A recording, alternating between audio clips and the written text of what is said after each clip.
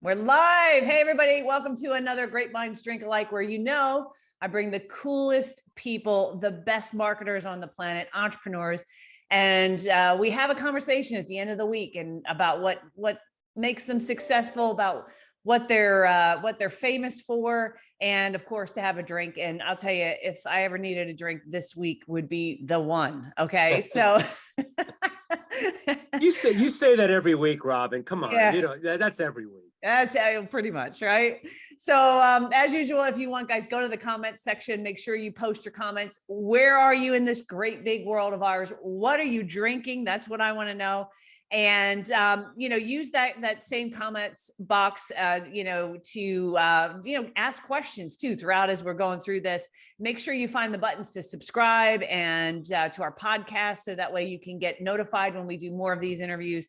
And today I'm really excited because I'm talking to Brian Kurtz, and Brian is we call him T-Rex. I don't know where you got that. You got that from yourself, right? Yeah, I'll tell you where. Well, after you finish, I'll tell you where it came from if you're interested. Okay, cool. Okay, so let me read this bio, and that is Brian Kurtz has been a serial direct marketer for almost 40 years and never met a medium he didn't like. And what I mean medium, what we have to explain to some of you out there is medium is not like a psychic. It is like I never met I have met mediums that I don't like.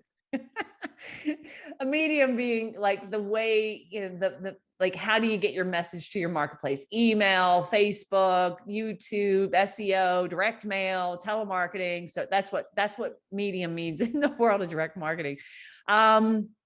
And while he's had much success, he also must admit that trying to sell subscriptions and books on the back of ATM receipts and under yogurt lids was only a good idea at the time. All right. But hey, man, you can say you did it, right? Exactly. And he believes that marketing isn't everything, it's the only thing. So for nearly 40 years, he has followed a specific set of direct marketing principles that have helped build an iconic publishing company to $150 million at its height. And those same principles are currently helping him apply to all he's learned and done to everything that is state of the art in marketing today. And he is forever committed to teaching these timeless fundamentals to the next generation of great direct response marketers. And because you are the goat of marketing, I am having an espresso martini today, which is all right. New. Yeah. So, and what are you drinking? You're drinking what? Like, I'm drinking Poland Spring on tap. So, I have a tap of Poland Spring in my house. So it's really great water. It's fresh squoze. Nice. Okay. All right. Well, there you go. So, Mike, what are you drinking? Just a little Chardonnay action. Going out for a steak dinner later, so we'll have plenty of red wine there. Okay. All right. How come I wasn't invited? So, like, you're supposed to put like espresso beans on top there. Yeah. Wow, look at that. That is fancy. That's styling. Let me tell you something. I think this is going to be my new signature drink because I'm really good with margaritas, but I don't know. Just saying. Woo, that'll put some hair on your chest. Set you up for the weekend right there. Well, I got to work out after this, so I got to have a little energy or something. I don't work out till tomorrow morning, so I should probably be drinking heavily, but I'm not going to. So actually, I'll tell you where the T-Rex came from. So there was when I started my Titans marketing business after I left Boardroom, Jenny Thompson, who was a great marketer, she ran the health division at Agora, and she started coming up with themes for my business. I didn't even ask her. And she started coming up with themes, and she says, Brian, I think your business should be dinosaurs and cowboys. And I said, what do you mean by that? Well, you're the dinosaur, Brian. You're old school, hopefully you're not extinct, but you're a dinosaur. and then the cowboys are the internet cowboys, the Lambo boys and all the guys, and the gals who are, strutting their stuff on the internet. And so, I said, yeah, dinosaurs and cowboys, that's pretty good. And then she said, and your email should definitely be T-Rex. And so, I couldn't get T-Rex, but I got T-Rex Kurtz, which was good. I have T-Rex Cowboy 1 at Gmail. I have a bunch of them. But what I've done is I've used it actually in my marketing because it can be a derogatory thing. I mean, dinosaurs, I don't know if anybody knows this, but they're extinct. Yeah. They're not around anymore. Yeah, And people so- don't say, "Oh, you're a dinosaur," and they don't mean it as a compliment usually. Yeah. Exactly. So I wanted to turn it into a compliment if possible. Mhm. I mean, I love it when people call me an OG. I don't call myself an OG, but when someone calls me an OG, I think that's the best compliment. Or the Being an GOAT, the original greatest all gangster is time. like awesome. Yeah. What's that? I mean, the GOAT, the greatest all time, you know? Yeah, but I don't think I fit that. But I'm definitely an OG, and Okay. and I love being an OG. But I can't call myself an OG. I have to be called an OG. I love it Yeah. when people call me a mentor. Not Mhm. because because I mean, that's kind of this, I'm not riding off into the sunset yet, but I am at a stage in my life where, I'm teaching what I've done and not doing a whole lot, which is fine because I've done a lot and, I don't have anything to prove. So I'm trying to, and I'm still learning. So I'm learning and teaching at the same time. Mm. And so working that into things about dinosaurs is not always easy, but it's fun and it gives me an opportunity to be I can be, I don't have a problem being, I'll put myself down in the spirit of it, the advancement of marketing, put it Yeah. that way. No, So- well, I think you're way humble. I mean, like the other thing, guys, just that, I've got his book Over Deliver, which is really good. The Advertising Solution, and Over Deliver really is a good one. I mean, I like them both. They're different. You know what I mean? Like the thing I think I like about the Advertising Solution is there's all these like really, when you talk about OGs of marketing, Yes, you've taken it and you've summarized it here. All the books I got behind me, like Ogilvy and yeah, so basically yeah. that was Craig Simpson, who's a good friend of both of us. Yeah. Craig Simpson is a direct mail savant. I mean, I was a Mhm. direct mail guy too in the 80s, but Craig's business is still, teaching direct mail. And I know that, you're a bit of an OG yourself when it comes to direct mail, Robin, and you're no 100%. slouch. So Yeah, believe in 100%. direct mail. And so Craig approached me and he said, I've done all the research on these 6 legends of mostly direct mail, but, basically old school direct marketing. So it's David Ogilvy, Claude Hopkins, John Caples, Robert Collier, Gary Halbert, and Gene Mhm. Schwartz. Those are the 6 that we profiled. So he Mhm. did the heavy lifting. And what I did is I went through the works of all 6 of them, and we it's almost like I don't want to say it's a Reader's Digest version. Yeah, of it's like a those 6, summary. but we Yeah, best summarized them of. and we put them in bullets. I mean, I structured the whole idea of taking, like Robert Collier. Robert Collier wrote a book called The Letter Book, which is a book Yeah. about writing sales letters. I mean, it is a snooze. It's like 560 pages. Yeah, Well, I mean, you can see I've read it. I mean, like I don't think it's a snooze. I'm going to tell everybody.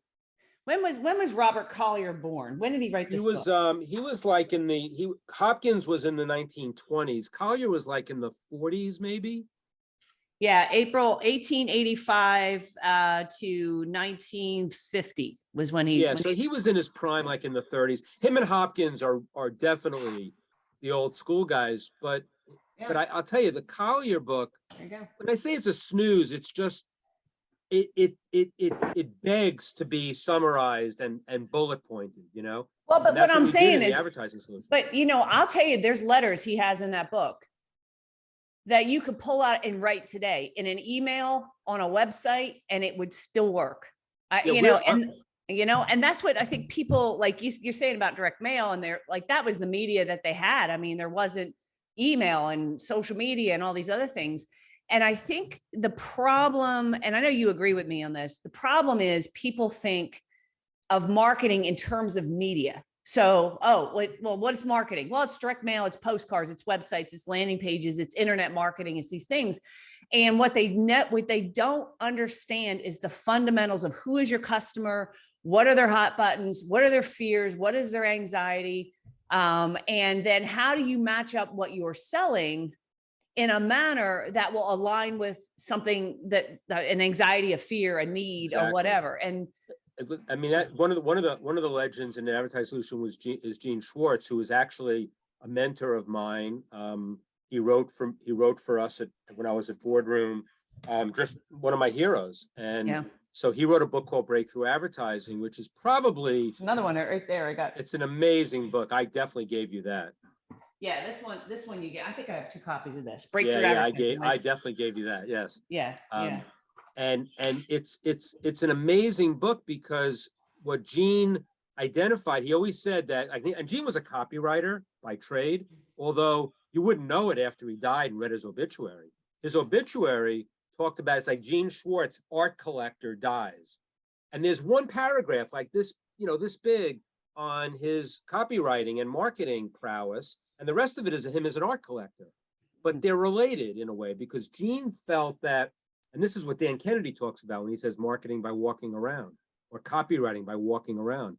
Gene walked the earth to find ideas, to see what people were thinking about. His favorite magazine was the National Enquirer.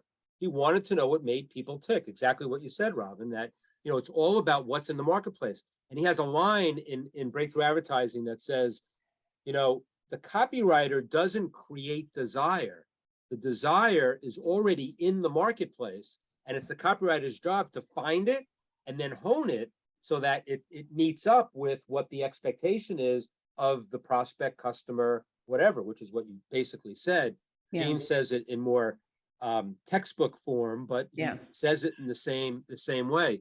And interestingly, when you say about ads, I'm publishing a new book called it's called Breakthrough Advertising Mastery. It's at the printer right now, and we just did a pre-sale for it.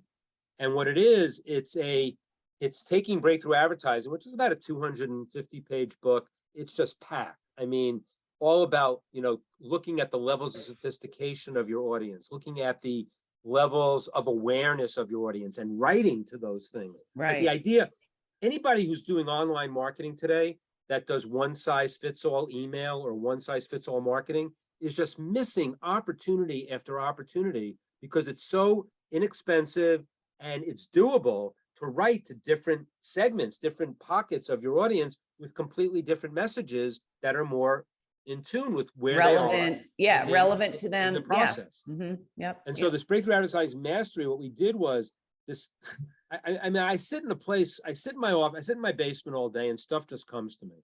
And my wife she locks me down here, so I'm stuck here anyway. So, but I get an email from a guy from Brazil, a young copywriter, and he says he's been studying Gene Schwartz and breakthrough advertising, and he's assembled every ad that's mentioned in breakthrough advertising. It's like 300 ads from the 1950s and 60s. Like these, oh man, I'd pay money for that. Cigarettes ads and yeah, ads for girdles and all this shit. Yeah. And so we came up with this idea that, and again, I'm feeding on what you said, Robin, about, you know, looking at old ads to get new ideas. But and these aren't direct response ads. There's no toll-free number. The toll-free number wasn't invented until 1967. So there's no website. The internet wasn't around. There are some toll numbers and there are coupons, but that's about it. Yeah. And so we assembled all of these ads. And so that's the first half of the book are worksheets that Chris Mason, who's my partner at Titans, we assembled based on breakthrough advertising, like worksheets that you could work through in your business to kind of basically take the concepts and apply them to your business. The second half of the book, we decided to do it in full color. So we did these ads, 300 of them in full color, so people can see. And it's not for nostalgia. I was talking about this on my mastermind call the other day, and I said, I'm not nostalgia for nostalgia's sake. I'm nostalgia for lessons. And, you know, I never want to be accused of, like, you know, talking about the good old days and everything was better back then. That's not me. But I will say, as you said, Robin, it's the fundamental, it's the bedrock principles. I mean, Perry Marshall talks about this. Dan Kennedy talks about this. You talk about I talk about it. Yeah. All the time. Yeah. So, I mean, we've all learned from the same people, and now we teach that way. So, you know, we're not going to break them. There's no mold to break. There's just one mold. Now, all of the new media works into it. I mean, it all fits in. I mean, when I was growing up, when I was young, when I was growing up, when I was a boy growing up, and I when you were a walked to baby school. T-Rex. Yeah, now I was walking, you know, with my tiny hands as T-Rex, walking up a hill in the snow, 12 miles to school. I realized that what I was learning was going to be for a lifetime. And the thing is that to not recognize that all of the new, like most of the people I grew up with in the direct mail days of the 1980s and 90s, I got into the business in 1981. And so when I got into the business, it was direct mail or bust, basically. Mhm. And everybody was just so obsessed with making sure that the message was right. I mean, you were paying postage and printing, Yeah. so you couldn't screw around. Chapter 3 of Over Deliver is a chapter that says why paying postage made me a better marketer. Exactly. The discipline that you had to have when you're paying, the kind of money that we paid for postage and printing. Why shouldn't that same discipline be with email, even though email is cheap? I don't get that. No, I don't you're get right. that. No, and I think the problem we run in today is because there's so many different types of media, email, Google pay-per-click, LinkedIn, they got 12. I mean, and you can't just say LinkedIn, because you can talk about LinkedIn. There's organic posts, there's newsletters, there's groups, there's in-mail, there's all these things, right? And everybody I think there's so many now, internet marketers are like the new work from home in your underwear group, where they're kind of, hey, I'm going to help you get more leads. I'm going to help you get more customers, and we're going to do fill in the blank, whatever it is. Right. And what's missing from all of it is the strategy of, like you said, Gene Schwartz said, the need's already there, the desire, the want, the need, right? That's already, we can't create it. All we can do is, as marketers, is stimulate it, poke it, to kind of bubble it to the top of awareness. And we can build what we do as marketers, whether we do it in an email or a webinar or a YouTube video or a direct mail piece. We bridge that gap between their need, their want, their desire, and the product that we're selling, right? Because you take a product like, you take a basic human need, which is to avoid loss, like fear and avoid loss. Well, think of all the products you could sell. Like that's and maybe I don't fear, maybe there's certain things I don't fear, like, a plane flying into my house, right? Like that's not a big fear, but, I worry about my children. I worry about my dog. I worry about my finances. I worry about my business. I worry. And there's all kinds of products that could be sold. Insurance products, IT services could be, being selling against that. So as marketers, what I think is so many people get so hung up on the media, of what it is, and they completely ignore and lack the copywriting, the bridge of that, here's the human being we're selling to with the need, and here's the type of person and what we're offering. Yeah, it's not the media. It's, as you said before, it's still the audience. The audience is important, and that's part of media. But in Over Deliver, I talk about what was once the 40-40-20 rule, which says that a success of a marketing campaign depends 40% on the list, 40% on the offer, and 20% on the creative or the messaging. Mm-hmm. Now, it's not that, and I picked that apart in my book because it's not exact numbers, and we're not trying to that's not the point. The point is that it's a three-legged stool is what the point is. And you were getting at that. So it's a three-legged stool. So you must have all those three things, list, offer, and messaging, all working together in a unified whole. Now, I will say I turned it into the 41-39-20 rule, because 41%, I believe, is the list, the market. What, as you said, the audience, what's out there in the marketplace that they want and what they desire. Then you come up with a killer offer. And then the creative, which is only 20%, you'd say, well, on your formula, Brian, 20% is half as important as the offer or the list. And frankly, it's only the least important until it's not. Mm-hmm. What I mean by that is, once you have your list dialed in and your audience, your audience, you have a really good offer, then the creative becomes the most important, because now you have to dial that in with the list and the offer. And when Gene Schwartz wrote for me, even at Boardroom, I used to go to him and say, the list is, I was a list guy. That's what I did. So I did all the list segmentation. I did all of that. Mm-hmm. So he was writing, I mean, I'm not saying he could write anything and make some money, but that's what happens in online marketing. Because you're doing an affiliate mailing, for example, you could, and someone is endorsing you and you're right, and you're doing something online, you could have the shittiest creative and you'll still make some money.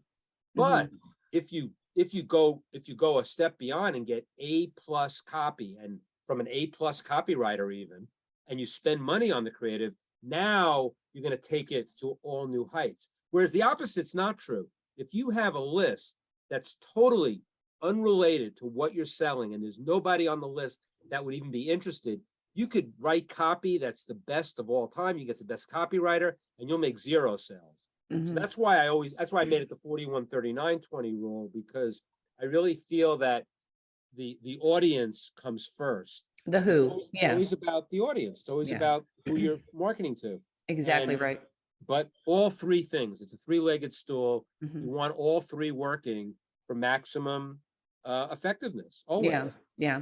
Well, like Kennedy always talked about market message and media, and I've actually taken it one more, market message, media, and math, because I also think that a lot of people, they don't have correct expectations on, like, I see this mostly small business owners who really aren't. Yeah, you do a Facebook ad, I got to make money right away on it. Or they send out 25 postcards and to a cold list they've never talked to before. Right. And they go, why didn't it work? And it's, so I think there's also that, but, we kind of jumped into things quick, but I want you to talk a little bit about your background in boardroom, because I think in order for people to understand the level of sophistication and understanding you have of direct response, they kind of have to understand that story. So talk about boardroom a little bit. Yeah. So boardroom was a really simple business. We sold newsletters and books basically. And I say newsletters, not magazines, newsletters, which I know you and I have had a lot of conversations about newsletters and your done for you newsletter business and all the things you do for your audience. And so, and newsletters it's a tough business if you want to get paid for newsletters, because there's no advertising. That's the difference between a newsletter and a magazine, basically. You're not selling advertising in the newsletter, so you have to make money on them actually subscribing. Exactly. Which is just, I want to make sure people understand that distinction, because magazine, I have a magazine now, MSP Success Magazine, and we sell ads. It's a free publication. The way we make money is we pimp all of you out when you subscribe, because we don't sell your names, but we sell the advertising to it. You're selling the audience. Yeah. So Boardroom had these newsletters, Boardroom Reports. Bottom Line Personal was our big newsletter. It was a big consumer newsletter. Got up to 1 million subscribers. Paid. This is people who are paying for a paper newsletter subscriber. And again, $39 a year. In fact, I did a session once with a few of my favorite copywriters who work for me at Boardroom, and one of them named the panel. It's like Boardroom, $39, making $1 billion, $39 at a time. Like, I didn't know from ascension models, meaning like going from 39 to 100 to 1,500 to 25,000. Have the gold plus. Yeah. I've learned that, and I that's my business now, which is great. I love it. I love $25,000 masterminds. You don't have to do a lot of work and you make a lot more money. The margins are better. Imagine selling, and I guess this is where I cut my teeth, is that we were selling $1 billion worth of business over my career at Boardroom, $39 at a time, $39 subscription, $39 book on top of the subscription, another book, another subscription. And that is a painfully hard business. We could have made it a lot easier. It's a regret of mine at Boardroom, but I didn't know, but we still ended up being an iconic publisher who was known for our direct marketing prowess. We only hired the best copywriters. And I'm not, as somebody once said, I thought it was John Wayne, but I think it's Dizzy D in the picture. It's like, it's not bragging if you did it. So I'm not bragging here, but this is what I did. I worked because I was working in this environment of just, top direct marketing, modeling, regression modeling, which is a way to model your list. It's very sophisticated, and working with the best copywriters. In my career from 1981 to the present, any great copywriter who was alive in that period, just about, I worked with. Not bragging, I did it. So what does that mean to me? Well, it doesn't make me a good copywriter, but having learned how these guys do it and understanding the relationship between, list segmentation and copy, and also what made them tick. I mean, when I came up with a whole, I'm not a psychologist, but I came up with like 7 elements of every, like what every great copywriter that I've ever worked with, what was in their makeup, like what were the characteristics that were present in all of them in spades. Mm-hmm. And so that kind of stuff, I think, set me up for, having a career that I was always on an inquiry, basically. I was always thinking like, what's next? And the people who I grew up with in that period, when I was starting out at Boardroom, and the people in the direct mail industry at the time, when the internet started getting popular and email, I predicted it would catch on. So I was like, I was like Nostradamus. I still think it's going to catch on too. But, well, like one thing before we get too far off topic, though, one of the things I do want to talk to you about is copywriters, because a frustration I have is, for example, I work with small business owners, and it's not their fault. They don't know what great copy is. They don't understand great copywriting. They don't know what they should pay. I mean, they think they go on Fiverr, and, somebody will, hey, I'll write your brochure for $5, or or whatever. So talk about when you say, like, I know what you mean when you say a great copywriter, right? So if you're explaining this to a layman who like doesn't even know what copywriters are, like, explain that to the audience, please. Yeah, I mean, you have to start with the premise that copywriting is not a commodity. So you can't just, and I still get letters, I get emails from people who are looking for a copywriter, and they have a business, they know they need to get some copy to either, sell the car wash business, or sell the HVAC business, or sell the IT business. And they write to me and they go, Brian, do you know a good copywriter? That is like the wrong question. I mean, you don't hire, I think you want to get a good plumber when you have a leak in your house, but copywriting is an incredible talent.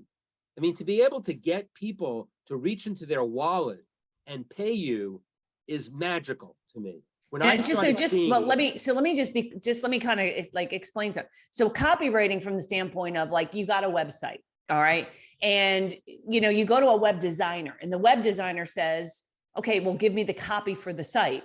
And you go, well, shoot, I thought you were going to do it. Like, this is what'll happen. Like, they'll think the web designer, it's a commodity. They think I'm going to do like pretty stuff on my site, and we'll just throw some copy up there. Right.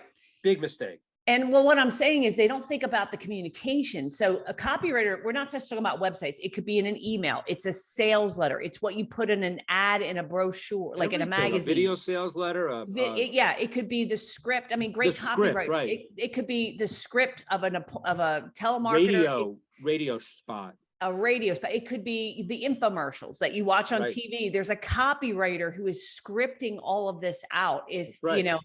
And people don't understand the importance of that communication. They think, well, it just explain what they think they want someone who can just write well and explain what it is they're doing. And a copywriter is someone who can write in a way that hits on emotional hot buttons. I'll give you an example, and then I'll let you expand on this. Like, I have a letter, we call it the bad date letter, right? And this is a 4-page sales letter, old school snail mail, right? And my clients mail it out. They follow up by phone and email, whatever, right? So there's follow up. It's not just mail, but they mail it. And it says something to the effect of, is your current IT company treating you like a bad date, like not returning your calls, not answering your requests, letting problems tick over again and again, repeat, are you just frustrated, right? So the thing is, that letter has sold, I know for one client alone, sold $6 million in IT services, 6 million, just one client. I've had other clients tell me, like, we got this thing, we call it the aspirin. It's like a lumpy mailer. It's an aspirin campaign. So I just had a client mail out like 650 of these to a relatively cold list, not like it was clean, but it wasn't like an unconverted lead list. It was like a list that they had rented, not customers, and got 13 appointments of people looking to hire them for IT services and support. And we're talking about like a sale that could be anywhere from $30,000 a year to $100,000 a year. Right. Right. And then subsequent years too, you have to think about year Right. 2 and 3 And as well. referrals and all the, and the thing is too, here's the thing I want to get to.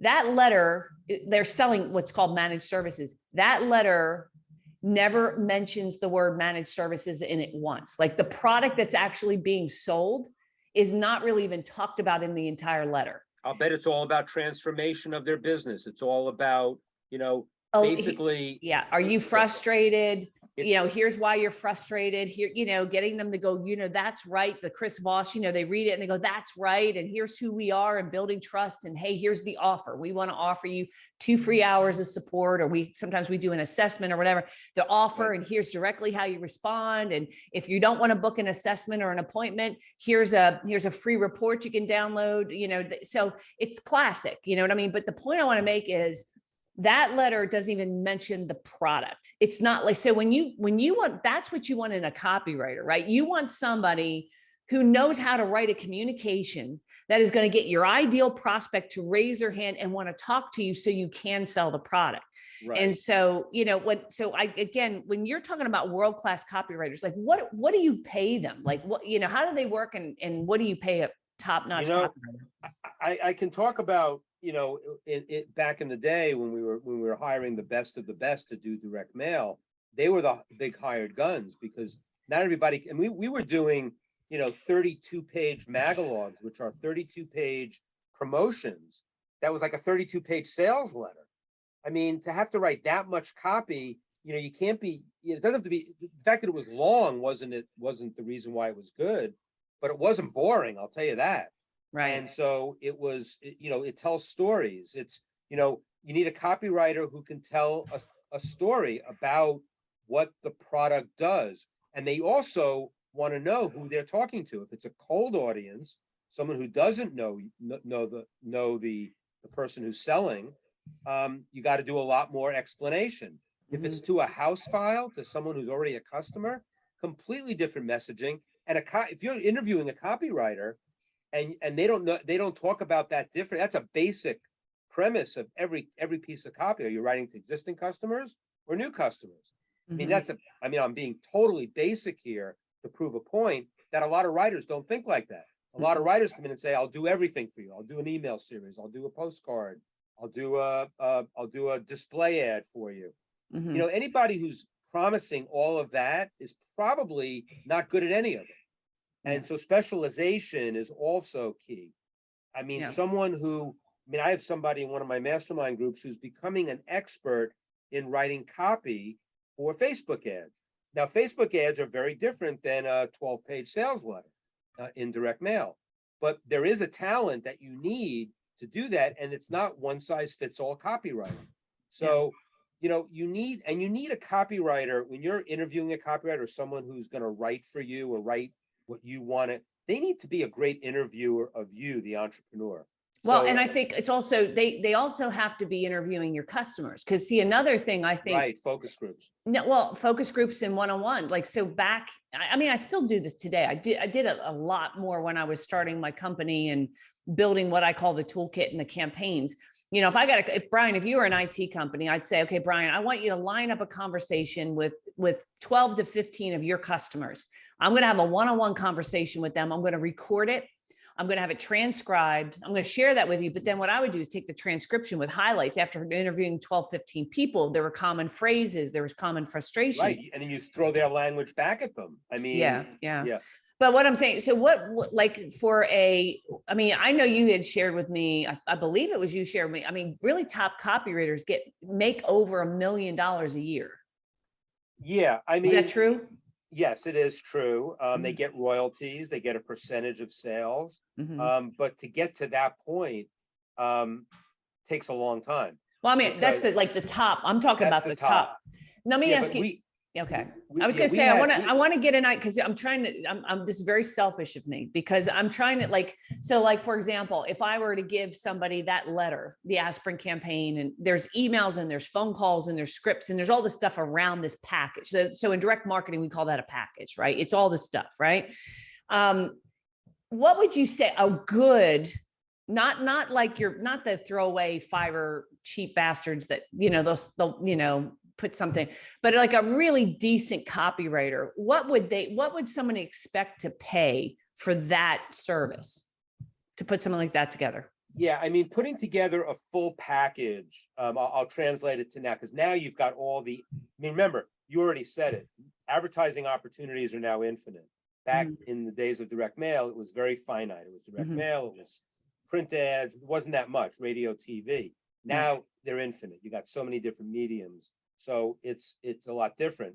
But I'd say for a basic, like sales letter package and then all the ancillaries should be at least $20,000. I mean, maybe 15,000 if they're starting out and they're not as proficient. Just for comparison, when we went out with these magalogs, these 24-page magalogs that had to be developed and designed, we were paying $25,000 to $30,000 plus a royalty on every piece mailed. So it didn't stop at the $30,000, and that's how, if it became a control, meaning the bet it won against whatever it was going up against, you could definitely make $1 million on one package. Now, most copywriters of that age, in that time, would kind of look at a new package and they'd say, I want to, and they had to divide their time because they were the best of the best.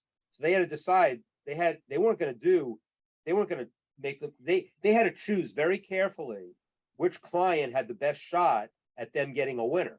So they went to the clients that did their list work, that did their, they help with the offers, they help with everything. So those guys generally would come to me and say, I'm looking to make at least $100,000 on this package because I have another client who I think I can make $100,000 on, and it's opportunity costs for them. That's at the top of the game. They have to make decisions about, I'm not going to take 50,000 when I can get 100.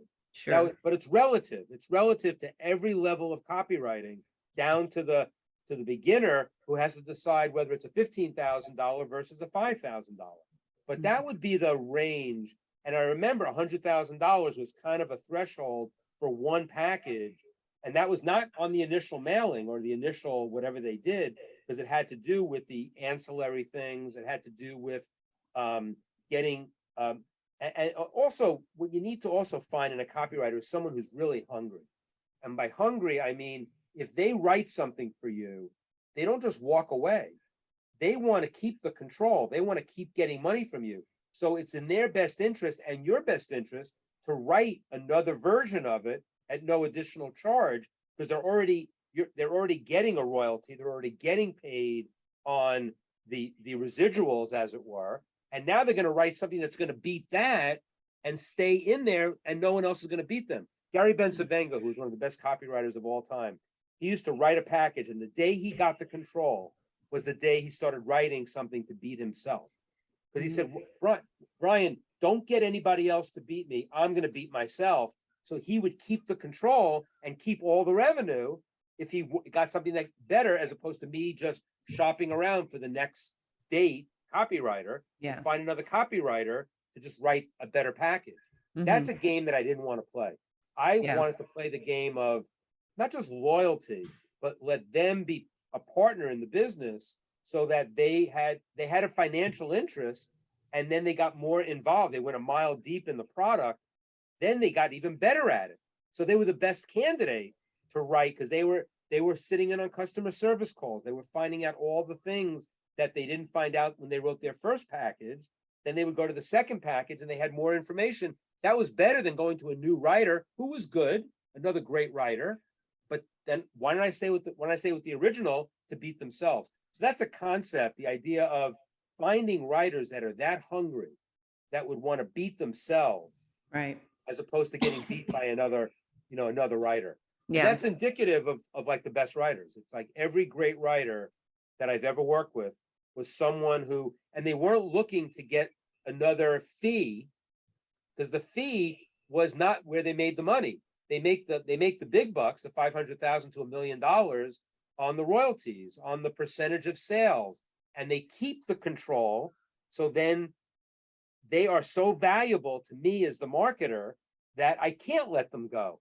And so it becomes a really symbiotic relationship, and it's not transactional all the time. And when you can get to that point, with anything. I think with any vendor, if you get to that point, that's when business is fun. That's when business makes sense to me. And in copywriting, it's no different. Right. But you have to finding those people are hard. It's hard. Yeah. Not everybody has that hunger. Everybody wants to write something, get paid, and move on to the next.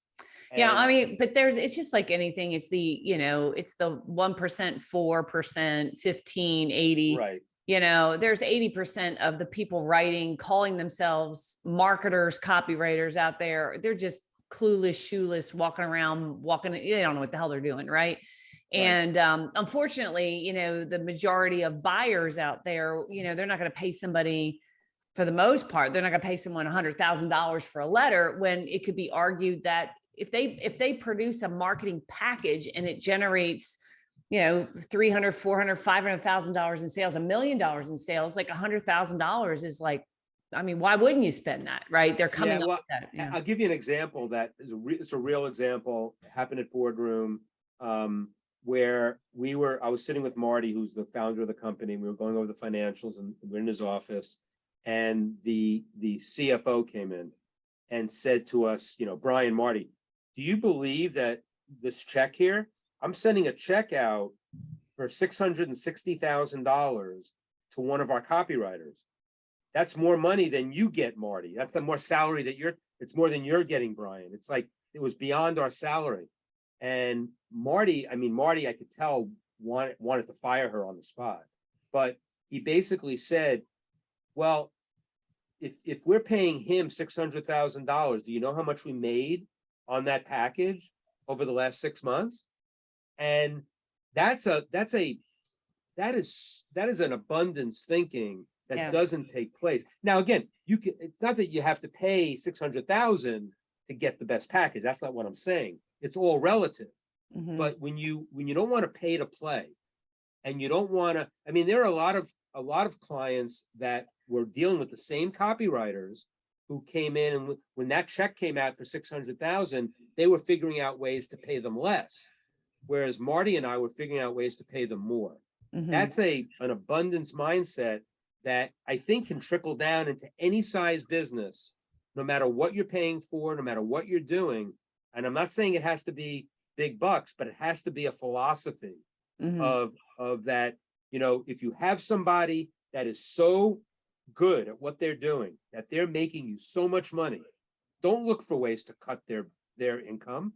Look for ways to increase their income. Yeah. And you work together with them on that. And it's such a simple concept, but most companies, when they see the big check that they have to pay as a windfall for the copywriter or the vendor, as opposed to it's an ongoing relationship. And if it's a windfall, they say, you got your windfall, we're not paying you anymore. Like, there are people that would get a package from a copywriter, competitors of mine. And once they started making a lot of money, there was no sunset on the contract with the copywriter. So they created an artificial sunset. They just said, you made too much money on this package, we're not paying you anymore. Yeah. Not based on a spreadsheet, not based on the real dollars that they made for them. So, I had some very creative ways to deal with that. What we did is that we would have, like, if they did a package for us, they're making hundreds of thousands of dollars over time. And then the package, I didn't get another package to beat it. They didn't get a package to beat it. And the response was waning. We just reduced the royalty a little bit to help the profit margin for us, so we could keep it the control. But they have to work with you on that. Mm-hmm. So we're not looking to pay them less. We're looking to pay them appropriately for where the package or the value is in that package. I don't know if I'm getting too much in the weeds here, but I think conceptually everybody can get this concept, which is, if you have somebody that you're working with that's not somebody that's in a transactional relationship with you, no matter how creative they are, no matter how disciplined they are and how they get paid, there's a lot of ways to fluctuate the payments and to be able to create a win-win, that where otherwise you're going to get into a situation that one of the two parties is just going to get pissed off and leave the relationship.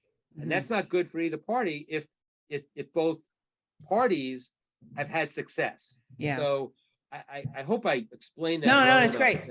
No, and Yeah. I would say, Mike, in a minute, I'm going to ask if there's any questions. Poor Mike, he has to sit here and just listen to two people who love to talk, and tolerate us. So in a minute, I want to just prepare him, see if there's any questions or whatever. But, I think the overarching, so I wanted to get that out about copywriting. And again, I said selfishly, because I have this program, it's the toolkit. And what's the toolkit? It's a whole library of sales letters, postcards, blog posts, emails, telemarketing scripts, all the things. And, when we sell the toolkit, we sell like the basic model, right? For like $297 or $397, depending on how long a subscription a month. And people like, oh my God, it's too much money, oh my God, it's too much. And it's just like, I was on Actually, stage. Yeah. What you're selling though, think about it. You're selling that toolkit to IT companies, right?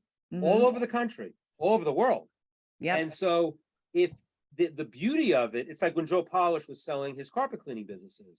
If you have a sales letter that's a winning sales letter, I'm assuming you can do this. I'll make an assumption that you're there's multiple of them in there. Yeah, it's not just one. That's what I'm saying. There's tons of them, right? Yeah, tons. So you have an IT company in Des Moines, Iowa, and an IT company in Burlington, Vermont. They can use the same sales letter because it's regional. They're selling in an area, and you've got the goods. It's like they don't even have to like adjust for like basically. You always say you have to steal smart. You can't just steal. In this case, you kind of can steal because it's a swipe file that is so valuable. It's tested because it worked, because you know it worked, and you don't have to worry about because you get the unfair advantage because your competition is not in your town or not in your general geographical area. Well, they do. So like the lower, so they do get like, we don't do geographic exclusivity, but the point is there's so many different campaigns. Exactly. The chances of you sending the exact same letter at the exact same time to the exact same, it just, not that it never, I won't ever say never happens. Holy shit. All kinds of stuff that we never thought would happen, like COVID happened, right? But right. But but the point I just want to make value but I was going back to the $397 for that. So one of the things they use ends up stepping on someone's toes. So throw that one out and do another one. You're getting this toolkit that's unbelievable. So that's the scarcity thinking in terms of creative being a commodity. Well, and again, I want to just I think tested. that's the thing. I think small business, if we want to just even go higher, it's this generosity gene, if you will. Like, I'll use and Jack Welch talked about this for managers. He said all successful managers in business had a generosity gene, meaning they were happy that the people working for them got promoted or bonuses and stuff like that. And I think it's most small business owners are very scarcity minded. It's always like they don't look at value. They're protecting their turf, Well, they sit on their wallet. And so, they're parked on their wallet and they're trying to grow a business, but they're doing it with, they don't want to invest. It's like, here's another example that many of the people, like I have people coming to me saying, I want to hire a salesperson, but I want them to be commission only. And I'm saying, well, what's the opportunity? And it's like, when you talk to them, they're a small business. They have no marketing, so there's no inbound leads. They're probably going to implode if a good salesperson got in there and started closing deals and bringing those deals in. They probably say, "Hey, slow down, brush fire. We can't take the business, right?" So I'm like, what good salesperson is going to sign up for that? It's like, you got to understand there's other opportunities for them. They can go somewhere else where they're getting a salary and benefits, and there's marketing. The analogy to the copywriter who has a choice of clients that one's going to pay them and one isn't. Right. And it's just a matter of, I think most people, small business owners, and even some big businesses, they don't put a value on really strategic marketing. Like, it's almost like marketing is just like, okay, so there's a formula. We're supposed to spend 10% or 5% or whatever, some percentage of revenue on marketing. That's the budget. That's what we're going to spend. And we democratize the spending across. We're going to wrap the van. We're going to buy, pens with our logo on it. We're going to, whatever the hell they're spending. It's just like they don't look at marketing the way I think you and I look at marketing, which Well, is in my bio, yeah, I had that line and it sounded silly. I said, marketing isn't everything. It's the only thing. right. But it really is. Even if you're like the most environmentally friendly, woo-woo business, whatever. I mean, it doesn't matter. People aren't going to just flock to you without marketing. So, I mean, you and I, we could talk about that forever. We can Right. preach it from the mountaintops. I mean, that's what we do. It's our whole life, basically. Yeah. But by saying it that way, by saying marketing isn't everything, it's the only thing, it gets in fact, in Over Deliver, in the introduction, I talk about 9 things that every entrepreneur needs to know about marketing, even if you're not doing the marketing, even if you're not interested in marketing. And I thought that was a great way to start the book, because I didn't think a lot of people would buy the book who are not into marketing or not into that type of thing. But Yeah. those 9 things are so important because they encompass, like, even if you're not going to be involved, you have to be interested in what's going on. It's like, Yeah. just to give it away to someone who you don't trust, or you don't know what their value is, and say, okay, do the marketing and report back to me. No, it's too. Well, it's because, here's the thing. They think marketing is a website and postcards. That's why, and they don't want to be involved in that. But I don't You look and at I take it to a step further. It's direct response marketing, which means it has to have an ROI. It's got to have response and be but even measured. let's take it even a step further. Okay. So I'm trying to help my clients sell a service, right? And Right. so I have to write an ad, a postcard, whatever. I have to write a campaign to bring new customers in the door. Okay. Well, the first thing I need to know is who's your customer. And so if you're a small business owner, you're not going to hire a $40,000 a year marketing admin and have them be strategic enough to say, okay, I've looked at the marketplace, I've evaluated it, I've looked at the trends, I've looked at competitors and market share, and I've done an analysis. And I think, and also I just know our personal skills. I know who the audience we would most align with, because it's not just which market's the biggest, it's the market you're going to align with, right? You know what I mean? If you're obviously your background, your skills, your personality, you want to pick a market that you as a business owner will align with, because if you're mismatched, that's not going to work. So the business owner has to decide that, which is a big strategic decision. And then you've got to say, well, what are we selling that the marketplace is going to want to buy? Because I always say, if the sales letter is hard to write, the product is flawed. Because if I sit down with you and you're like, well, I need more customers. And I'm like, well, why should they buy from you? And you're looking at me, it's like a forest full of owls. And you're sitting there like, or you're puking out some generic platitude about, well, we do really good service. And that's like, I expect you, that's like a restaurant saying, when you leave our restaurant, you'll be less hungry when you came in. It's like, well, I would hope so. You got to give me something with meat. Give me something. Differentiation is key. It's all about differentiation. Well, but they have to differentiate it. Well, that's what I'm saying. So yeah. If you don't have like these and then what is our customer acquisition cost? What is our customer lifetime value? How are we, when we get this customer, how are we going to monetize this customer? And then that's all marketing. See, like, people don't understand, what's your culture? How do you answer the phone? How do you deliver a proposal? I have a chapter in Over Deliver. It's customer service and fulfillment. And I start with customer service and fulfillment are marketing functions. Yeah. It's just, and a lot of people don't get that. And and again, that's why you can't that's why, when I get a business owner who sends their marketing manager to one of my events and says, and then the marketing manager comes back and is excited, and here's what I'm going to do. And they're like, you're not sending that out. You're not spending that money. Yeah. And then I get the call of, well, what do? I'm trying to implement what you're telling me, and I'm getting shut down and not getting funding. And I tell them, leave. You know what? Yeah. Go find some place, but anyway, Mike, I'm sorry. I was like supposed to ask you,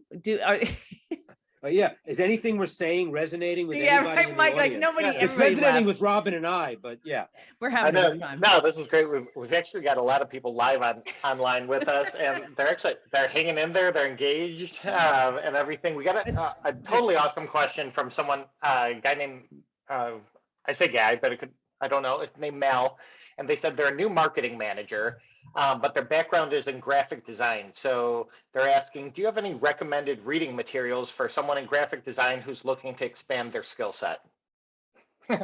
Yeah, I mean, maybe. My books are two of many, obviously. I mean, but yeah, I mean, I think that, if they're in graphic design and I think you want to combine that skill with writing. And so because those two skills combined are incredibly valuable to a company or to them as in their career. Because that's why when I talk about one of the characteristics that are in every great copywriter, one of them is I call it, knowledge of direct marketing principles, lifetime value, the 40-40-20 rule and how it applies to three-legged stool, RFM, which is another concept, recency, frequency, monetary value. It's all in my book, but it's all about, having those skills. So that Dan Kennedy talks about, you don't want to do anything for food if you don't have to. You want to be able to be a trusted advisor, a consultant of sorts, even internally in a company. And to do that, you have to widen your skills. So I think for a designer in particular, it's a natural thing to be able to get the writing, because the copywriters that I've always worked with always had a designer that they loved the most. And the designer became very skilled in the copy, and the copywriter started seeing stuff that they never saw before. So having like a partner would be my recommendation, not just books, but to have a partner, to find somebody, even if it's not a world-class copywriter, but someone that this designer that asked the question could kind of partner up in an accountability group, even just to like touch base with them on a regular basis, maybe work with them. But I think that, and it's hard to find them. It is. I'm not saying this is like to snap your fingers and you'll be able to become, you'll go from graphic designer to becoming a world-class marketer in a heartbeat. But you got to start somewhere. And then as far as books and seminars and webinars, there's so much out there on this topic. So there's no loss of information to be able to do it. I don't. I could probably come up with some specifics. I have in Over Deliver, I have an extensive reading list in the back. As far as books go, and they're in every category. I have direct marketing, copywriting, business. I have woo-woo. I have the Giving Tree and the places you'll go. I'm sure you remember those from your kids, Robin. But they're in my reading list as well. But let me tell this person something too that's interesting, because as a copywriter, as somebody who understands direct response, I'm glad you mentioned that the copywriter working with a graphic designer, because I'll tell you a funny story. So I used to take a lot more private clients. I don't today, because I don't have the capacity, and quite honestly, I can't scale me. So I don't. Right. But in the beginning, I did. You could hire me and I would take you as a client. Okay. So I had this one client come to me, and it was a big franchise in the IT industry. And they said, we want you to revamp all of our marketing. We were working with this agency. We're not getting anywhere. I mean, it was horrible too. I mean, it was just shitty copy. I mean, like they were putting out offers like respond and get entered to win. Like all you had to do was respond and you could get entered to win. The offer was enter your name to win a trip to Hawaii. Had nothing to do with. Nothing related to the offer. Nothing related. So they had, exactly. So here's all the leads they were getting. They're mailing this shit out. And what they're getting is a bunch of front desk secretaries who are getting the mail. And they're all responding, going, I want to win a trip to Hawaii, and not getting it to the CEO. And so they were getting like leads, but they were all crap. And they were frustrated. So, I said, okay, fine. I'll take you on. I can fix this. And, I looked at the design, and they had an internal graphic designer. And I was looking at their work, and it violates there is a strategy for layout and type, and absolutely that you don't want to, that will help enhance the copy and not kill it. But most graphic designers don't know this.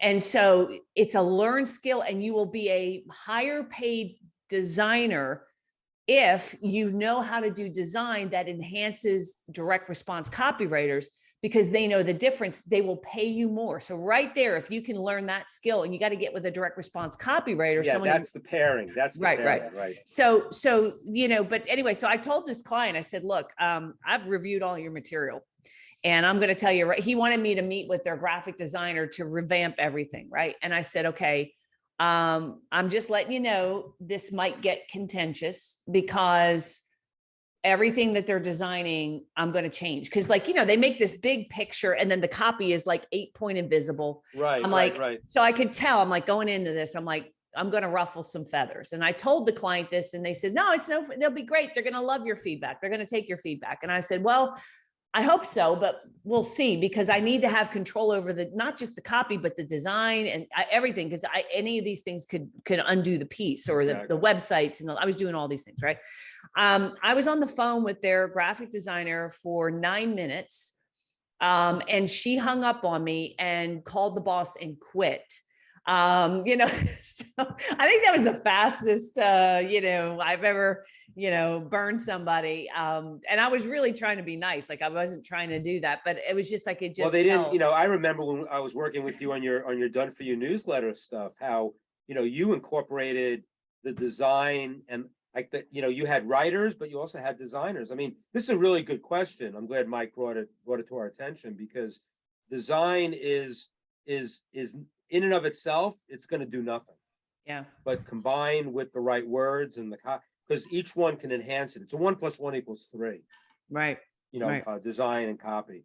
Yeah. And it's funny. There's one of the great copywriters from Boardroom is speaking at my mastermind at the end of the month, and we both were talking about his presentation, and I said, why don't we get Rob, who is the big designer at Boardroom? He designed more of our. He was probably responsible for, I don't know, 300 or 400 million pieces of designed, successful direct mail, not in a vacuum, working with these copywriters. So I called him up, or I sent him an email. I said, I know you're not going to come because you're in Colorado. You're invited to come to Connecticut if you want. Only Robin comes to Connecticut. But I said, you might want to come to Connecticut. And he goes, but come on Zoom. When Eric is speaking, we're going to have a conversation just about that topic that was brought up. I think it'll be, and my mastermind of very high-end marketers. You spoke. Yeah, they are. Them, yeah, very they are. high-end group. Yeah. They're going to be like totally jazzed to talk about this topic, because there's so much more to talk about, because it never ends. The relationship between design and copy is one that goes on forever, and you never know when some little tweak that we talk about will just be an epiphany for someone in the room, and we'll get into a conversation. I don't know where it's going to go, but I know having these two guys talking about it is as good as it gets. So I'll give it a shot. Yeah. So that I'm a big believer in all of that. Yeah. I mean, there's a book called Type and Layout, which is, oh shoot, I can't forget the guy. I forget the guy. It's a big, thick. I mean, it's a snooze. The Collier book I can read all day long, but that one is it's slow going, getting through. Marty Edelstein, who was the founder of Boardroom, I mentioned him before. This guy is a marketer. He was just a basically a voracious reader and learner. One of the things he became obsessed with were fonts. Yeah, like he 100%. became a student of fonts. I couldn't believe it. He actually created Boardroom Bold. He created a font. He didn't invent the font. What he did was he took letters from different fonts and he put them together and made it Boardroom Bold, which was the font that we use on so much of our direct mail, which was very successful. I'm not saying we could have been as successful with just Helvetica Bold and not Boardroom Bold, but he had certain letters that he felt made people vibrate. Yeah. And he had such a sense for it. And then he combined that, talking to the copywriters we were working with. What do you think of using, my Boardroom Bold on this as opposed to just a different typeface? Yeah. I mean, becoming a student of that, I didn't have the patience for it personally. I mean, but the fact that the president of the company got involved in that just tells you, and a successful company too, tells you the importance of it right there. Oh yeah, it's important. Design is so important because the people consume, just like you say, you eat with your eyes first.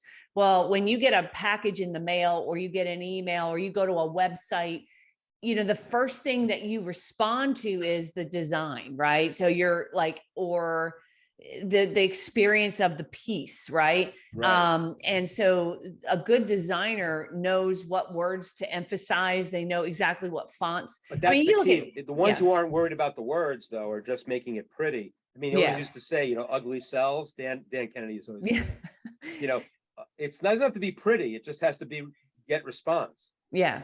Although, but again, I don't think it has to be ugly either. I think there's different approaches. So I think a good designer, you know, if you give like a free report or something like that, or a longer piece that you're creating, you know, that's really important as well, you know, to know. Mike, do you have anything else you want to add? We've been just talking over you the whole time. Yeah, no, it's great, great stuff. So Brian, I mean, this is a question, or I guess it's more of a statement we get all the time, wrapped in a question, wrapped in your stuff won't work. So people say all the time, nowadays, no one will read more than X, spend more than 30 seconds watching a video, listening to this. Like, what do you say to that, and what's your response?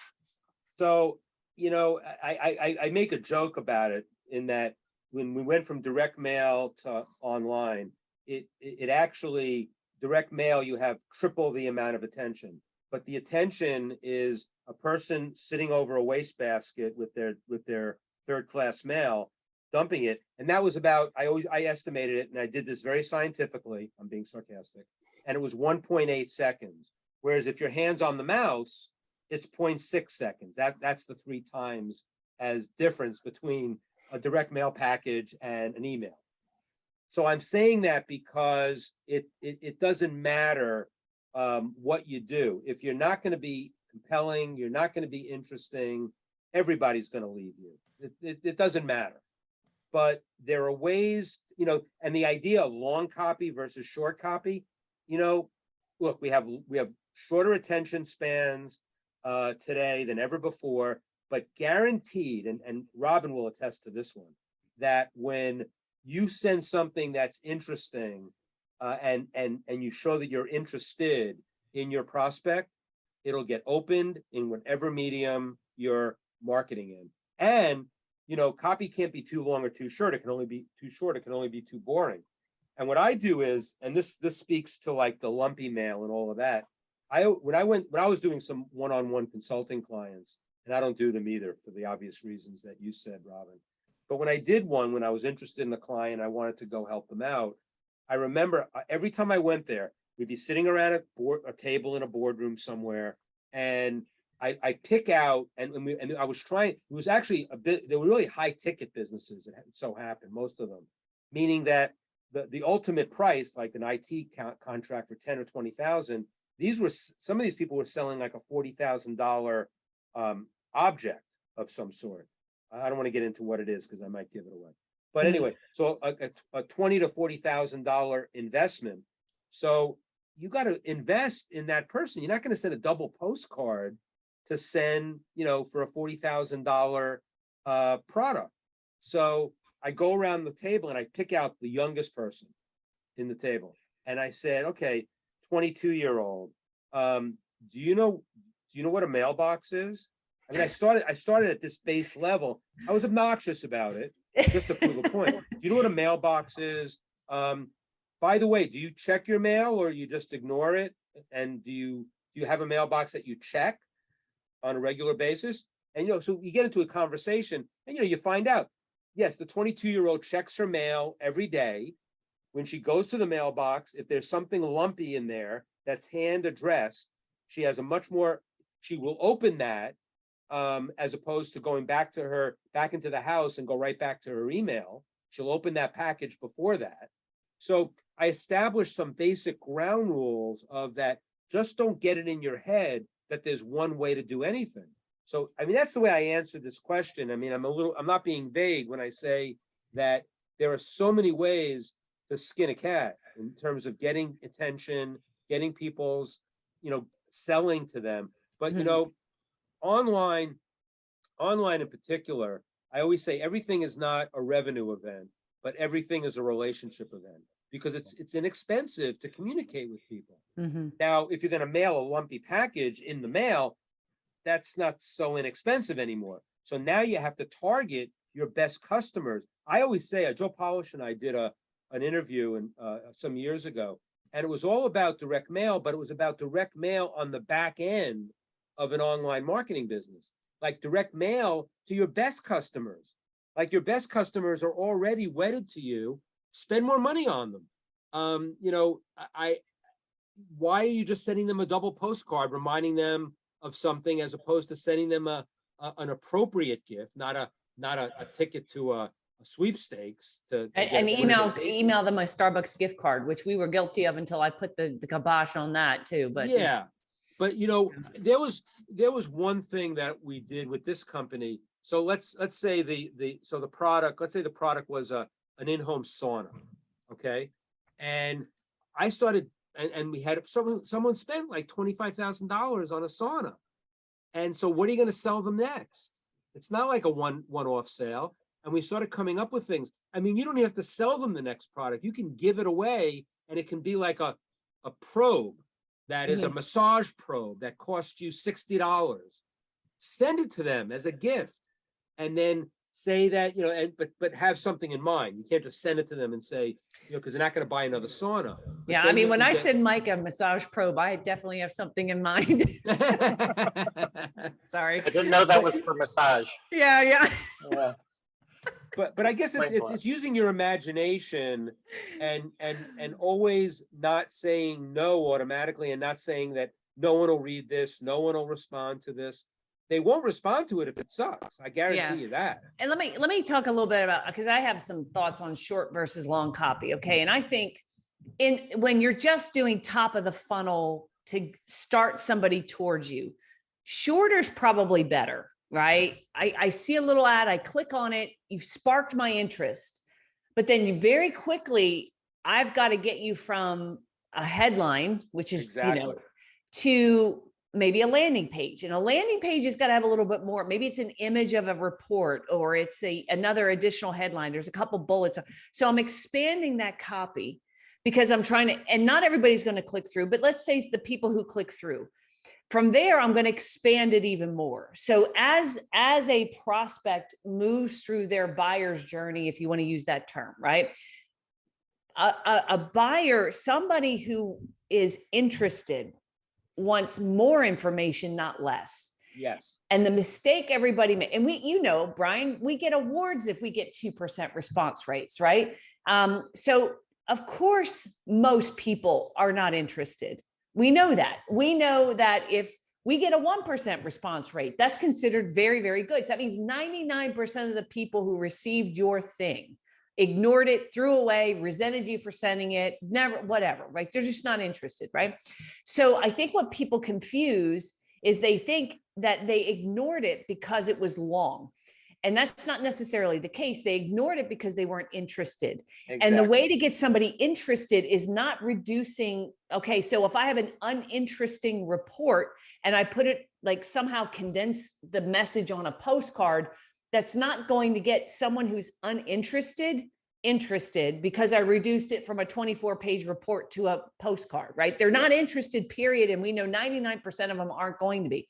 But I think short copy makes sense if you're doing the top of the funnel. But as you move a prospect through the buying, like you're saying, like a sauna. So maybe I click on a little ad or something, learn more, get it. And then I go to a landing page. It's, here's a free informative guide on saunas and spas and what to look for. And I go, hey, maybe, or maybe it's a free report on the therapeutic benefits of sauna and massage or hot tubs or whatever the hell you're selling, right? And so I request that information. Now that information comes in, you can't just send me a postcard then. I mean, like I just requested information about this product. I need it. I need more. I want to know what it is. What are the benefits? I need answers to frequently asked questions. And if I don't deliver that through direct marketing, whether it comes in the form of a longer video or a longer brochure or if I don't provide that, someone's going to just make a snap decision and not respond. They go, oh, it's not for me. Because what we're doing with longer and longer copy is we are expanding the interest, and eventually someone's going to want to get on a sales call. Like you would never say to a salesperson, when you get a prospect interested on the phone, give them the shortest pitch possible, use as few words as possible, because people have shortest attention spans. Like that's not what you're going to say, right?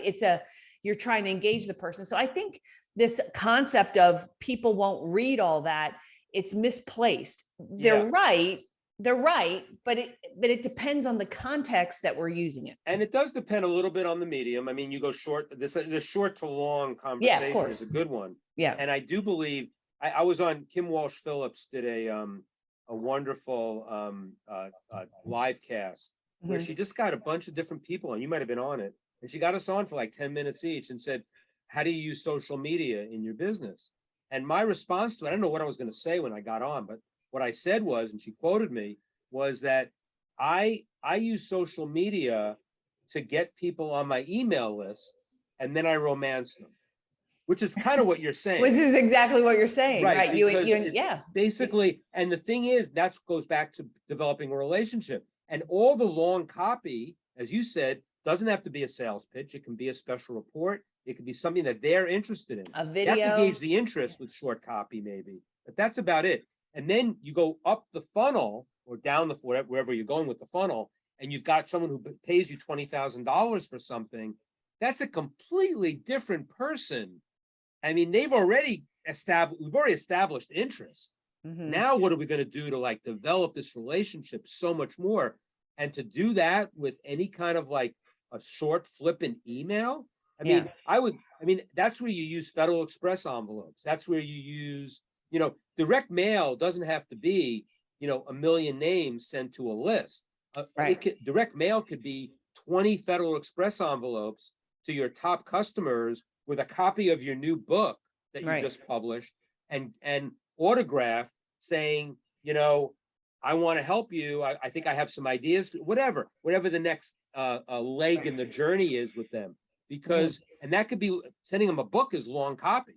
So, but the idea of putting it in a context of whatever the medium is, in addition to what the words are, it goes back to the words and the medium and all of that. Yeah. It's still all the three-legged stool.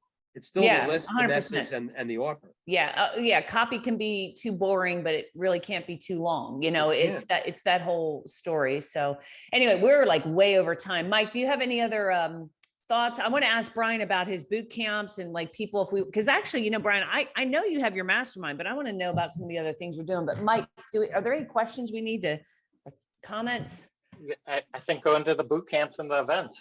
Okay. So yeah, Brian, so like if, I don't know, people are listening, how do they get involved? How do they learn more about your mastermind, your boot camps? I mean, talk to us about that. Yeah. So, I mean, the mastermind that is growing right now is Titans Accelerator, which is, it's a virtual mastermind, no live events. We do 2 to 3 calls a month. It was going to be 1 call a month when I launched it 3 years ago, but then this pandemic happened. You were aware of that, right? Oh, really? Yeah. And so I went to weekly calls, and then I was able to over deliver, which is in my DNA. And now the renewals are high. I've got 250 members. And it's basically for copywriters, entrepreneurs, marketers, agency owners, some novice marketers, and some very seasoned ones. And it's just a wonderful group, very familial. And I get speakers on it. We do hot seats on it. And it's just like it's the best deal in masterminds anywhere. It's like I charge $1,800 for the year. And I think for your kind of people, it would be a wonderful addendum to what they're doing already with you, because it'll round out their marketing and copywriting and bring them back to Toolkit with even more skills and stuff that they could adapt to what they're doing with you. Yeah. So well, let me just say, like, I went up to your one group up there, you invited me to come up, which I was so grateful for. The thing I think also, guys, for anyone who's listening to this, you want to be in a room of mixed dogs of direct marketing, because there may be somebody in that room that is selling to dentists or attorneys, or they like, Richard was talking about his direct mail campaign to students. Like it was right, the future doctors, right? Yeah. I learned like there's so many ideas that'll kick off, because I think another thing we can do is we can get too myopic and too focused on our niche and how things are done around here and way we've done it. And sometimes getting outside of that, well, not sometimes, always, you want to have an eclectic collection of ideas.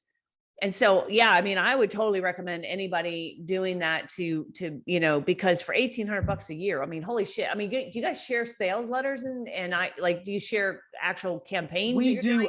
Yeah. Once a month at the end of the month, I send a USB with the recordings of the calls for that month, but I also send, and it's on the portal also, digital portal. I do digital and direct mail at the same time, but they get a USB and it's got the calls, it's got a swipe of the month. So I send them a swipe. I send them previous presentations from my mastermind. In fact, I've sent them yours one month, the one you did in Cleveland, which was amazing, the Godfather letter. And so I send them a classic, you know, from a $20,000 mastermind presentation. So they get exposed to a lot of things. It's not a done for you how-to mastermind, but it really is applicable to all businesses. Sure. Now, I also do a boot camp just for breakthrough advertising, and I've done 3 of those. I'm doing another one the end of the year, and that's just to dive deep into the book and create exercises, and that's practical. That's an application of the things that are in the book and applying it to your business. Which I want to go to that. When is that? You can come to that. No problem. I'm sending my staff. You know. I'll pay for them. No, I mean, like literally, like when is it? Where is it? Don't have dates yet. It's online. That's on Zoom. Oh, it's going to be online. That'll Come be on online. to Nashville. I'll host you. I'll pay for the hotel. Come on, man. I like in person. I mean, I like in person too, but yeah, you know, it's hard to. My main mastermind is that's the $20,000 group. That's a live group, which is at the end of the month. I mean, these are things that I offer. I think the best way to get into my world, if anybody is really interested, is to just get on my email list and I'll romance you with what I do. Yeah. And I'm not going to sell you hard. I'm just going to, my business is not a consulting business. It's a direct marketing educational business. Right. And so if you go to briankurtz.net, BrianKurtz.net, you opt into my list. I blog every Sunday. You know, I blogged about you, Robin, often, as just one of the top marketers in the world. And so I tell stories. I tell stories in my blog every week. I talk about educational products that I might be selling, not all the time. And then if they want to, one of the best ways to get on my list and into my online family is to buy over deliver, which is, and you go to overdeliverbook.com. There you don't have to spend any money to opt into my list. To buy over deliver will cost you, I don't know, $25. But what you get at overdeliverbook.com, you're on that site, by the way, Robin, with a testimonial for the book. And it's the bonuses are amazing. I have a swipe file. Oh yeah. In Kennedy. I've got like these books about direct mail that are no longer in print.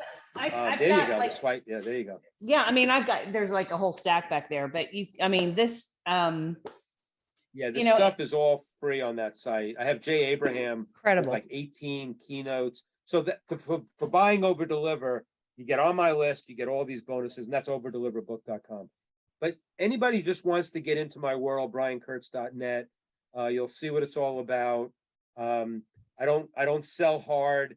Joe Polish calls me the director of sales prevention. Yeah, yeah, you really do not. I mean, I mean, you could sell because you have it's like you're Superman, but you take the bus everywhere. Do you know what I mean? Like you just I know it's embarrassing in a way. When I talk to you, it's embarrassing because you're at the top of the game, and I feel like I'm at the top of the game in marketing, but I don't know. It's like I'll tell you how to sell, but I won't do it. You know. Yeah.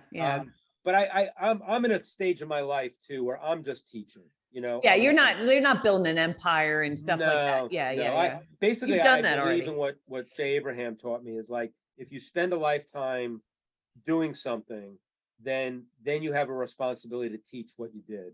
And I've done a lot of stuff. And now I'm teaching, but I'm learning while I'm teaching because if I have, like you come to my mastermind, Robin, you present on how you pivoted from, live to virtual events, as well as anybody I've seen in the business. Now I'm learning how to do that on behalf of my mastermind members.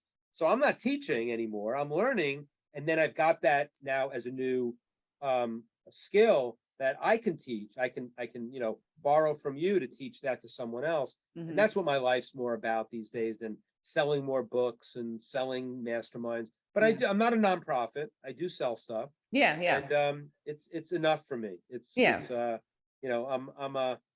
I'm happy with where I'm at in life, and I just want to share whatever wisdom I have. I want to share it as much as possible, and I want to give it away. Generosity is, and you and I, we have that in common. That's why we're such good friends.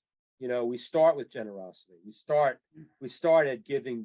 We start at contributing before we connect with anybody. That's the difference. Instead of just networking with people, we contribute to connect. That's the difference. Yeah. And you're right. And, I think the thing too, also, like, people like really direct response marketers, we love sharing the things we figure out. It's like coolish. It's like a hobby. Like, if you get a bunch of golfers together, you get a bunch why of do you want to keep it to yourself? It's like crazy. Yeah. It's fun to share it because you want to share it with somebody who can really appreciate it, that and they use it, maybe. And use it, make it better. Hey, I took what you did and look what I did with it. I made it into this, and I tweaked it, and it's exciting to talk about. So I hear you. That's basically my life these days. So it's you have an empire, which is great. I had an empire at Boardroom. I don't have one anymore, but my empire, whatever it is fine.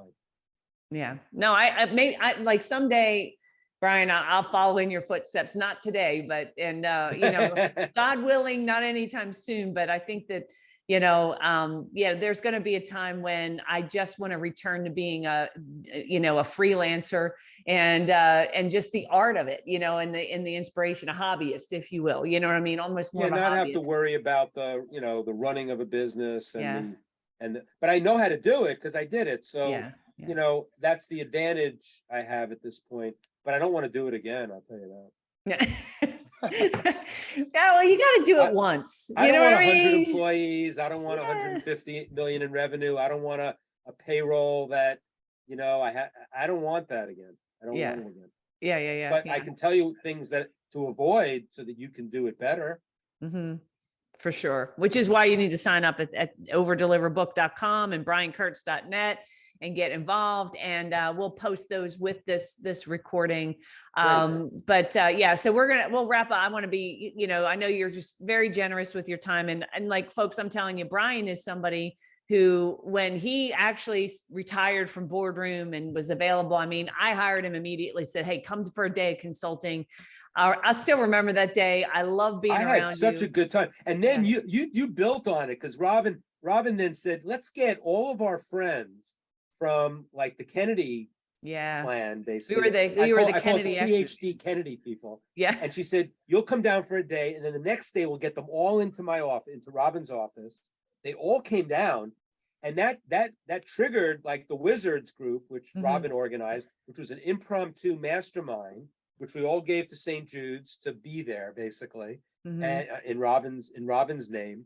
And just think about, and then the ideas that came out of that, and just for me coming down for a day, just triggered all of that. But that's the way you work, Robin. You build on it, and you know that surrounding yourself with the best and the brightest makes you better and brighter.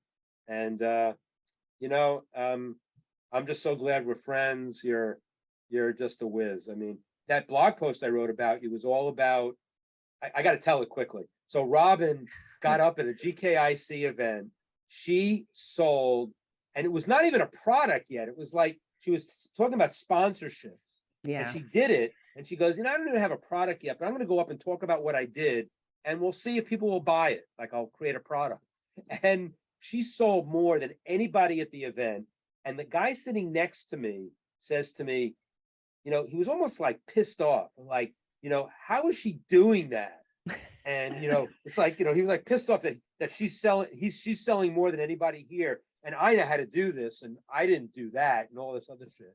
Well, and I wrote a blog post, a lengthy blog post about, that guy was just being envious when he should be grateful. What he should have said to me is like, Robin, and can I meet her after this event? Would she spend time with me if you recommended it? He didn't do that. but you would have done it if I asked you. Yeah, And yeah, of I course. said, Yeah. and I was saying like, man, I'm just grateful that I know Robin, because if I ever want to do sponsorships in an event, I know where I'm going, and she's gonna basically lay it out for me. Why do I have to be envious? Envy is the killer. It's the It killer is. emotion. Yeah. It'll kill you every time. Whenever you're feeling envious of somebody, immediately go to gratefulness. So to end this, it's a good place to end it, because I'm so grateful to have you as a friend, as a mentor, as someone I look up to, someone who's my peer, and I also look up to. It's just, and those relationships run in our lives in business all over the place. Yeah. But it's because of who we are. Because Mhm. we start with generosity, we give before we get. And when you do that, life is just fantastic. Yeah, no, you do like 100%. I feel the same way. Your book title is exactly you, over deliver, right? I mean, you over deliver so much value. You're so giving, you're genuine, you're not full of shit. I mean, you're not like one of those internet marketers, standing in front of the rented Bentley and, running out in front of a private jet that's not yours to get a quick picture before the police come grab you and take you off the road, so you're like the real deal. And that's So what are I you. think that's why we get on really well, because, you are super generous, but you're just, you're really, I mean, yeah, we called it the wizard circle because of that reason, because there were so many of us we felt like are just really wizards when it comes to marketing. And we agree marketing is everything. It really, in business, in our lives, we stand on that. So yeah, no, I appreciate you being there. Mike's a wizard too. I know he doesn't get a chance to talk much. Yeah, no, Mike is a wizard. I mean, I should have acknowledged him before. He's a Kennedy PhD.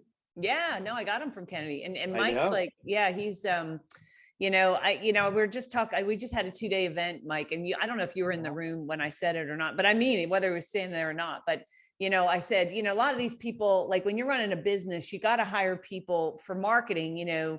Kennedy always said 2 things he would never delegate would be the checkbook and the marketing, right? And I don't know that I agree with him 100% on that, because definitely I trust Mike. Like I said to people, I said, Mike's one of those people I can say, go ahead and take care of it. And I can turn my back and not check. And I know it'll be done. It'll be done well. That sort of thing. So I had Kennedy on my Titans Accelerator mastermind and for his new book. And he said, he clearly delegates anything to do with the internet. Mm-hmm. But for him, that's a good idea. So, I mean, he delegates his facts too. So that's good too. Yeah. But yeah, that Wizards group was just such a wonderful assembly of, and again, I'm not making fun of Dan. Dan, everything leads to Dan, Mm-hmm. and he's created sort of like a coaching tree in college football. He's got a tree of amazing marketers that basically point to him as their first entry into marketing. 100%. That's the thing that I don't have as many as he does. I don't envy it. I marvel at it. And when I get one, like someone says that I said before, I'm their mentor, I get more joy out of that than almost anything in life. Because that means you've accomplished something at a whole different level, that a new person is going out into the marketplace with your direction and going to put their own stamp on it and be better. That, I don't think it gets better than that. It really doesn't, for me anyway. Your legacy lives on, for sure. All right, well, I'm down to my last little sip. So I want to just say, thank you so much, Brian. Thank you, everybody. Mike, appreciate you guys, and cheers. There's another Great Minds Drink Alike. And yeah, thanks, everybody. Thanks. Take care. All right. Thanks, Robin. Thanks, Bye Mike. now.